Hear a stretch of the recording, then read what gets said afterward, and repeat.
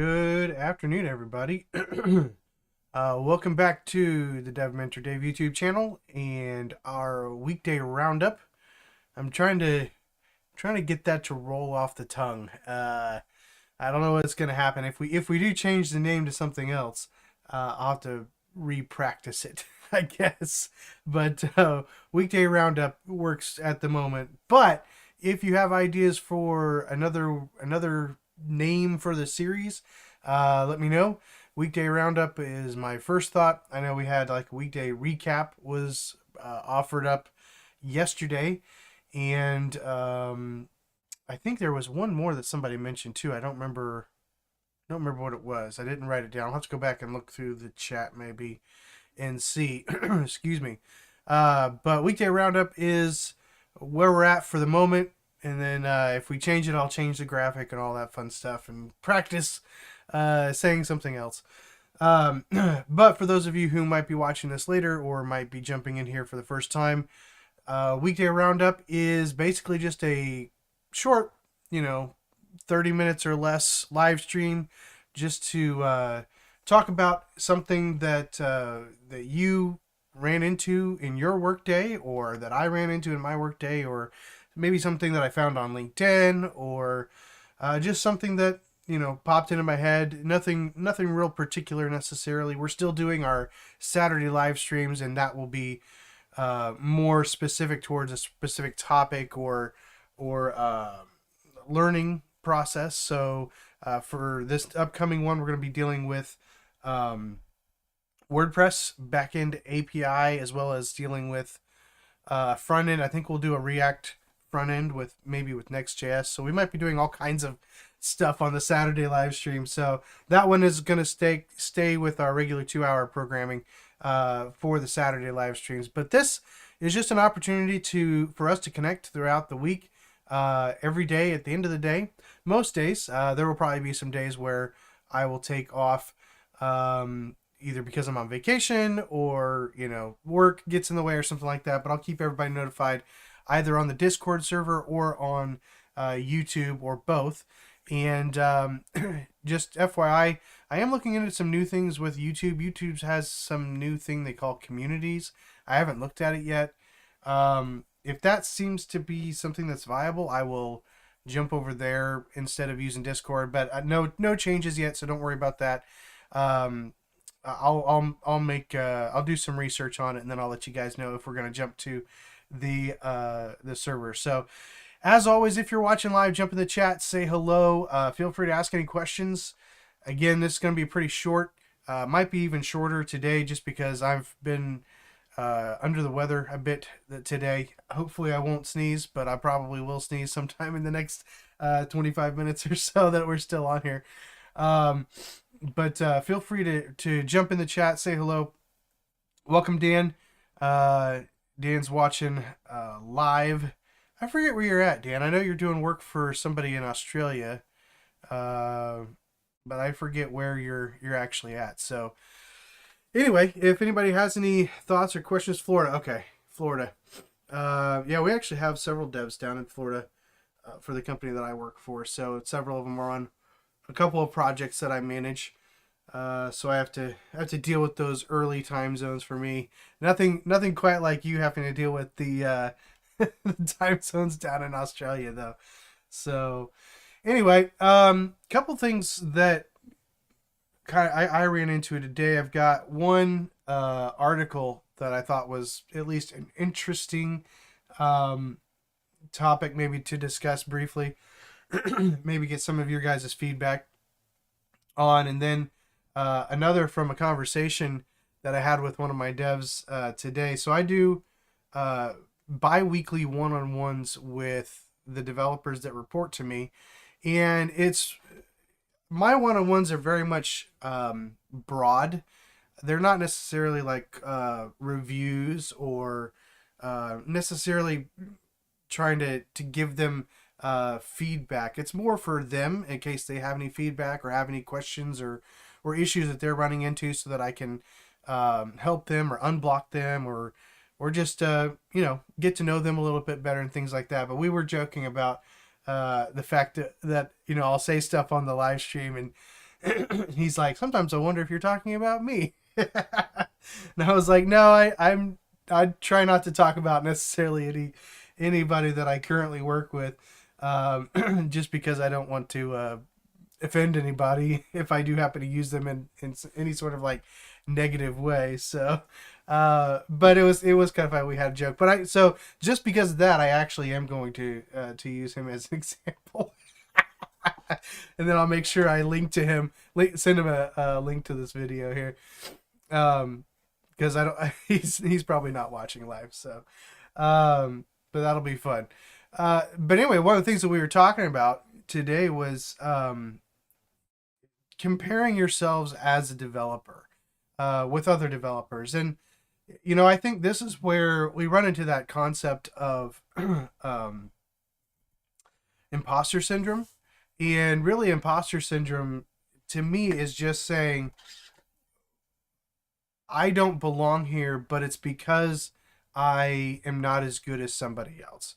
Right? That to me has always been the root of my own imposter syndrome, whether that's, my work as in my current role, or whether that's even being here on YouTube. Obviously, I'm not putting out videos like a lot of popular channels are. I actually went the other day and was looking at a channel of a gal who started a few months ago. I can't remember how many months ago she started on YouTube, but and just I caught her in the middle of her beginning process where she was just trying to get used to the camera and talking to the camera and dealing with filler words and writing scripts and things like that. So and she put out a video and it popped up on my feed, and so I watched it. And I mean, she obviously put a ton of work into that video, and it's really well done. All kinds of like extra B-roll and things like that, things that I don't got the time for that. So, but she's doing well. She's getting a good following, so that's cool. But imposter syndrome comes in many different ways. I could look at that and be like, man, I shouldn't be on YouTube because I don't have the time to really do it the way everybody else is doing it, right? But at the end of the day, for me, imposter syndrome really comes down to comparing yourself with other people. And if you're not understanding that everybody's journey is different in really all of life, then you're going to find somebody that you're comparing yourself to that is better than you. One of the things that we were talking about earlier today was back when probably about 10 years ago, I was working as a contractor for a company, and they had this really made me feel old, because I was realizing that was probably my mid 30s, which I'm almost in my mid 40s now. But I got a late start in development. I didn't really start working full time as a developer until I was about 30. So, and I would say it was a career change. I really didn't have a career before that. I was doing different things, mostly whatever I could do. I've painted houses. I've driven cars as a courier. I've worked in a call center. So we've talked about that before sometimes, but anyway, so I remember working at this company. Here I am, 33 or so years old, self-taught as a developer, and we have this, what I would call a kid, come in. He's 22, 23 years old, fresh out of college, and he's teaching everybody. He's bringing in TypeScript into our applications, and so I'm sitting there trying to understand TypeScript first of all, and then he's sitting there teaching us about what is it called, spread operators, and things like that. And so I'm sitting here trying to learn, and I'm looking at this 23-year-old kid, and I'm going, I don't know that I belong here. This 23-year-old kid's probably forgotten more about TypeScript than I know at the moment, probably even still to this day. I should probably look him up on LinkedIn. I don't know. I'm trying to remember what his name was. But at 33 years old, 34 years old, I felt like I really didn't deserve to be necessarily a developer. Not because I hadn't done good work. I'd built a whole platform. My first main project before I got a real job in development was building a whole platform for um, the Cherokee tribe down in North Carolina. So, like, it's not like I hadn't done anything or hadn't figured out how to do what we do as developers, but just hearing somebody and seeing somebody perform in a particular skill set that I was trying to learn and do it very well and seemingly flawlessly, and be able to talk about that in such a way that made me understand there was a whole lot more to learn about it, definitely gave me imposter syndrome. And it's just because I was comparing my age and my knowledge at my age to his age and his knowledge at his age, um, and realizing that his journey probably went through a CS degree, most likely, I would guess, just based on some of the things that he talked about. But we can't really do that because we all have our own journeys. We all have our own skill sets that we've learned. And even if we're working in an environment with somebody else who is better than us at something, they have those skill sets and they use those skill sets in a particular way. That doesn't mean that you're less valuable to the company that you're working for just because you may not have the skill set that somebody else has. You may have perspective that somebody else doesn't have, or you just may be in a different part of your journey than they are. So I think it's really important that we be careful when we're interacting, especially on a dev team, that we don't begin to belittle ourselves. Especially junior developers have a tendency to do this. Think of themselves as lesser, or then take that to another step where they're overworking themselves, trying to reach what they think is the actual is what the goal should be, but that's not necessarily what your manager's goal for you is, especially if you have a manager who understands where you're at in your journey, who understands what they think they should get from you as a junior developer. That's another part of this piece too, that I think a lot of times developers make assumptions of what they should know and what other people think about them in the process. And so one of the nice things I was able to share with this guy is he's not, I wouldn't call him a junior developer, but he's one of our least experienced developers in our company. But and he's done a great job, and he's dealt with a lot of nebulous things that I've thrown at him over the last few months, and done well with it. And so I thought it was good to encourage him a little bit in that. But I thought dealing with him with that, working with a lot of other junior developers and discussions here, even on our weekday roundup, it's just good to remember that what you should be seeing is progress, not perfection, and not necessarily equality.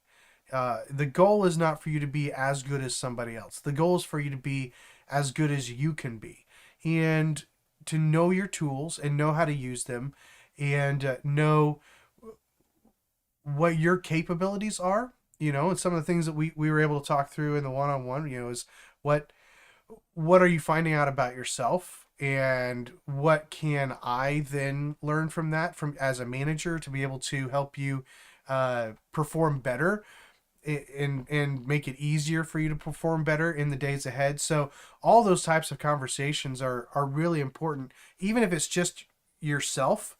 Let's say you're not actually working with somebody who's doing a one-on-one like that, but you're just evaluating yourself.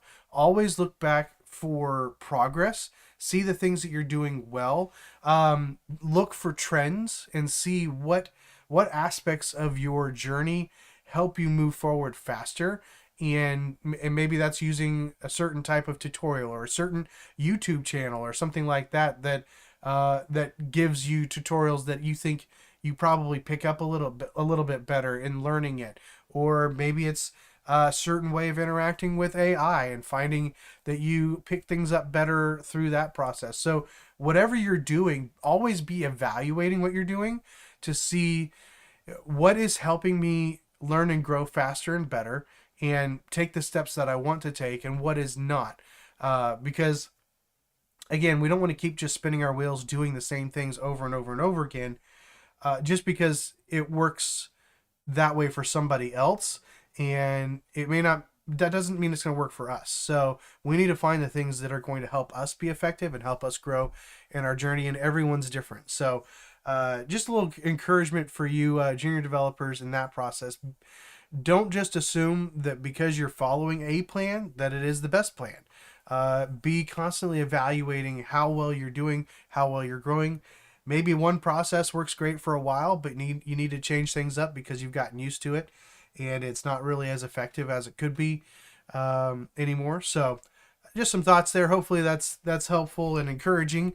That you're probably fine. And others are probably seeing it too. I know Ming's had some issues with some of the jobs that he's gotten in the past, that you know they weren't very good at giving him feedback, and I would encourage you to ask for feedback, and this developer absolutely was. So it certainly wasn't a bad one-on-one. It turned out to be a great one-on-one. We talked about a lot of other fun, a lot of other interesting things too. So it's not just all about work. Dan says, for me, my imposter syndrome was at its highest when I was working alone. Oh, that's interesting. Yeah. But then I joined a team and realized, hey, I know just as much as these other guys. Maybe I'm okay. Yeah, absolutely. I mean, that same thing happened to me. The first job that I worked for as an actual employee, they brought me in. I was just a WordPress dev. I think you've probably heard that story. And um, I didn't know what to expect. I had never, everything I had done was freelance at that point. And so I got in there, and they had me take over a project from their previous WordPress dev, and I figured out basically what they were doing, and it knocked out kind of the first several tickets in the first week. And I was like, that moment of kind of getting in there and being a part of a real environment, real work environment, and realizing I can do this. This is no big deal. And then the other part of that, Dan, is you start to realize I did not ask for enough money, right? Because that's the other piece of this. When you don't know, when you have that imposter syndrome, you don't know your value. You don't know how what you know compares to other people in your job as well as in the industry. It's hard for you to know how much you're worth, right? And so going to that first job, I I actually took a bit of a pay cut. Thankfully, I was still doing some side work for my brother, so it made up for the difference. But but yeah, I kind of took a pay cut to get into the dev world with a real job, and but that was okay. That was okay. It all worked out in the end. I'm doing just fine now. But yeah, it is interesting once you actually start working with other people. You're not siloed.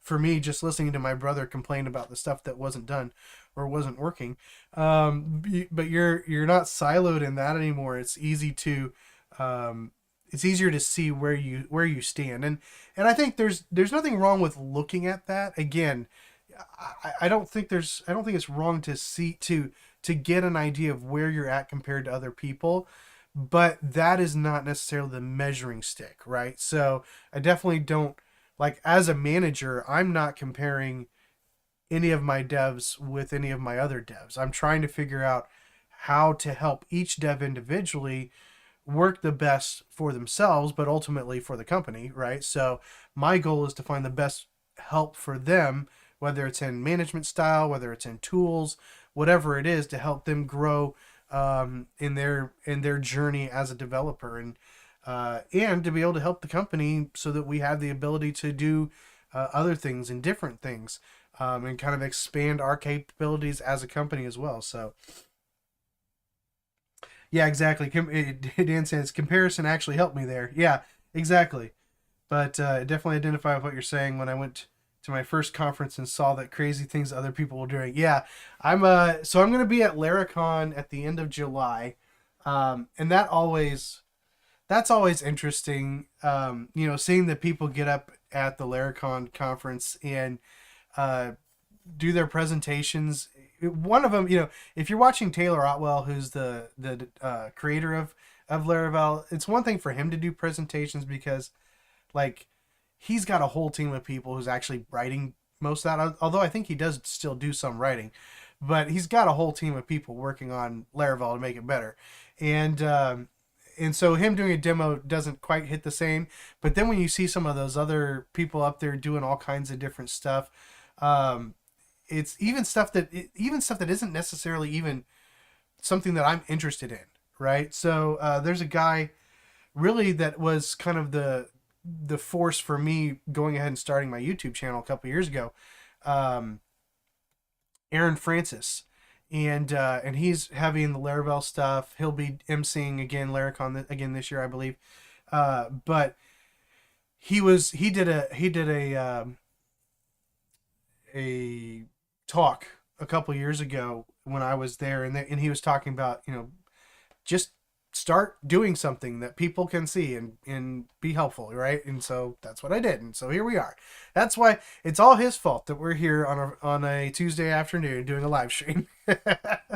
So him and somebody else too at the moment, but anyway, so he started last year. He did a presentation. I wasn't able to go, but last year he did a presentation, and um, yeah, exactly. Dan says, I've never heard anyone say a negative thing about Aaron. Yeah, he seems really, really nice. I haven't had a chance to actually shake his hand and talk to him. I'm hoping to maybe this time when I get out there in Denver this coming month for Laracon. I'd like to actually meet him and just, say hey and thank you and all that fun stuff. But anyway, he did a presentation last year on something called, I think it was Fusion.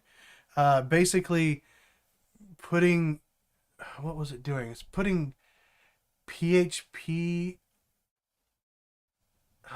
I can't think of it now. It was like some weird thing that I'm probably not ever going to use, but it was like, see, now I got to look it up. Hang on. I apologize for the sniffling. Was it Fusion JS? Let's try this. Aaron Francis. Fusion.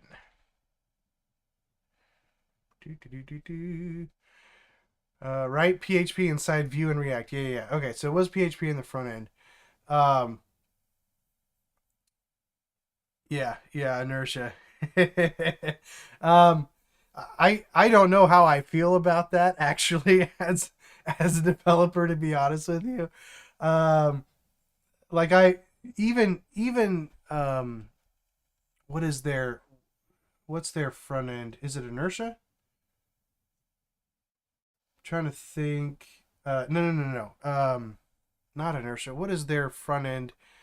Livewire. Using Livewire. I'm still not a huge fan of Livewire. Yeah, exactly. Thanks, Dan. I'm still not a huge fan of Livewire. I just haven't had time to really delve into it. It feels lightweight to me. Yeah, I think I still prefer APIs and Vue personally, but yeah, I kind of get the Livewire system and setup. I just don't know about writing PHP inside my Vue files. It kind of feels full circle, actually. It feels like we worked so hard to separate things and now we're smashing it all back together. But I don't remember why in the world I got on that tangent, but whatever. Aaron Francis is nice. He's a nice guy, but I'm not necessarily going down the Fusion path myself. Oh man. All right, so one of the things that we might look at here in coming live streams, Dan actually mentioned it in the Discord server. Um, I know there was some discussion yesterday with Ming as well around CI/CD processes and some of the different nuances or different ways of doing that. Dan threw out Jenkins, and that uh, brought out a lot of memories from years past. I haven't used Jenkins in a very long time, but used to write ant scripts inside of Jenkins. So if you don't know what that is, go look it up. and then you can feel sorry for me. But we might do some things maybe later this week around around some of that stuff. If anybody else, I don't recommend Jenkins. Dan says.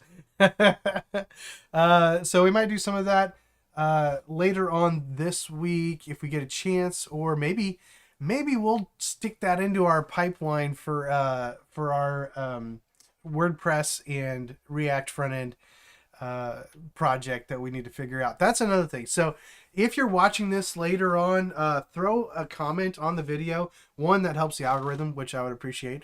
And then two, that I'd like to get some feedback on what type of website we want to build, because we're going to start with a very basic connection to the standard API routes.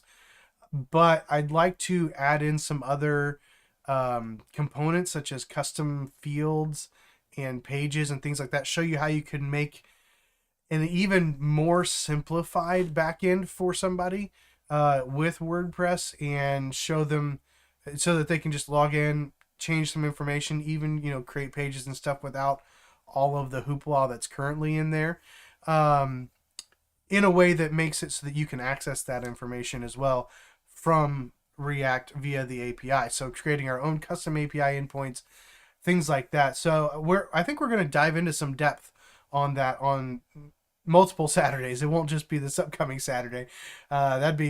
There's no way I can type that fast, probably even with AI.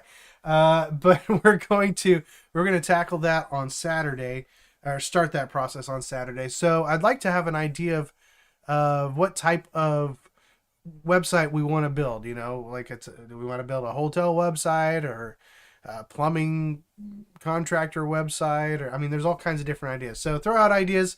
We'll either take votes on them, or I'll just pick one once we get to it. Obviously, it won't matter a whole lot right away. We'll be dealing probably more with the WordPress side than anything on this coming Saturday, but we'll see. We might jump into some React and probably Next as well. So we're going to do all kinds of things that might be new to you or might not be new to you, and I might need your help to help me actually get through it and figure it out on some of those things. So hopefully Dan will be there. I don't know if he's available at 10 a.m. on Saturday or not, but if not, he can watch it later and mock us in the comments section. So there's always that.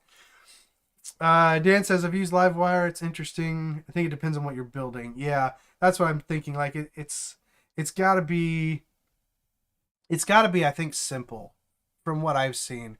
And again, obviously most tutorial stuff is going to be simple, but just based on how it's typically used or how I've seen it used, it feels like Livewire needs to be more of a simple project. You're talking about long-lived, potentially not a good thing. Yeah, probably not. Maybe more for quick prototyping or something like that. I don't know. I just don't think it's mature enough. It tries to be too many things at one time, and I think that's where you can kind of run into some trouble trying to create that level of interactivity. Is interactability a word? I don't know. Trying to create that type of interactivity like that. I don't know if it makes sense. Exactly. Dan and I are old, so we like keeping things separate. Separation of concerns, right? Isn't that one of the solid principles? I don't know. I've never been a solid person, so there you go. Anyway, well, hopefully some of that is encouraging to you, especially if you're watching this later and if you're a junior dev. Some of the things that we talked about comparisons and imposter syndrome, and even some good uses of that, as Dan was mentioning earlier as well. So it's 4:30 almost, so we're gonna sign off here.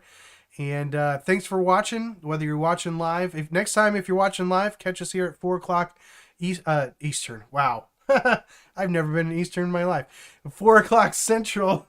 I'm just used to hearing the TV always say that. It's like, 8 o'clock Eastern, 7 p.m. Central, or whatever. I don't know why. Anyway, join us here at 4 p.m. Central United States time for about 30 minutes or so every weekday, for most weekdays.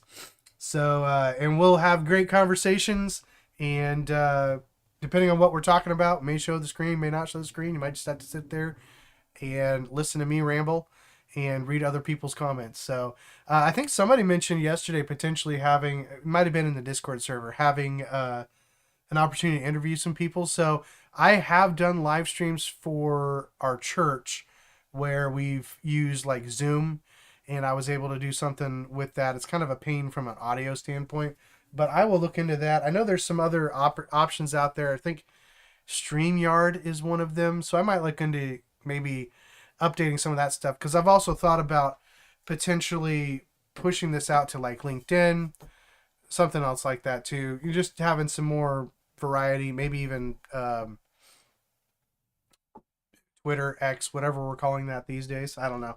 But yeah, so we might push this out a little bit more broadly. I don't know if we'll do that for the Saturday one, but since this is a short daily thing, we might try to do something where we can push that out to multiple places and look for some opportunities to do some more live interaction with different people here and there as well, and kind of talk through some of the topics that people are dealing with. Also, if you have something that you think would be a good topic, or if you just have something that pops up during the day, throw it on a comment on one of the videos. I'd be happy to take a look at that. I typically see and read all of the comments, so because we don't have that many comments.